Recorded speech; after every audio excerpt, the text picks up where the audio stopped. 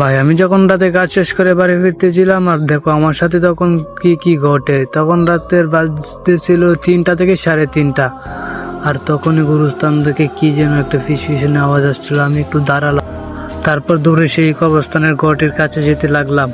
আর সেখানে গিয়ে একটু দাঁড়ালাম, আর সেখানে গিয়ে শুনতে পারি, আমি আজকে পুরো বারমুডা ম্যাপের সমস্ত এনিমিকে ধরে ধরে মেরে ফেলবো।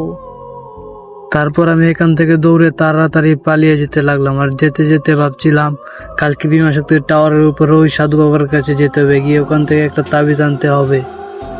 তারপর সকাল হতে না হতে আমি সেই বিমা শক্তিতে চলেও গেলাম। আর ওই সাধু বাবা আছে ওই টাওয়ারের উপরে একটা গাছের নিচে। এখন আমাকে ওই টাওয়ারের উপর উঠতে হবে, আর সাধু বাবাকে সবকিছু খুলে বলে একটা তাবিজ আনতে হবে।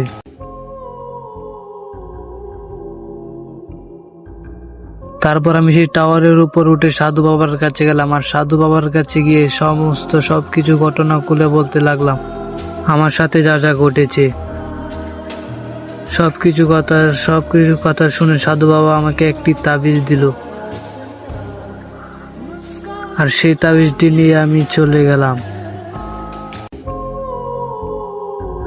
তারপর সেই রাতে যখন আমি আবার মাঝরাতে বাড়ি ফিরছিলাম, তখন ওই ঘরের সামনে গিয়ে একটু দাঁড়িয়ে ভাবছি ঘরের সামনে কি যাওয়া উচিত হবে।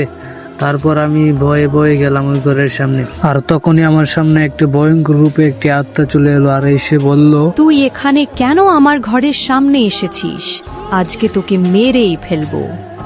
তারপর আমি সাধু বাবার দেওয়া সেই তাবিজটি আত্মার গায়ে দিয়ে দিলাম, আর সে জ্বলে পুড়ে চারকার হয়ে শেষ হয়ে গেল।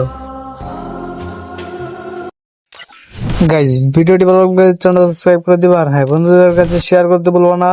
দেখা হচ্ছে পরবর্তী ভিডিওতে। আজকের মতো আল্লাহ হাফেজ।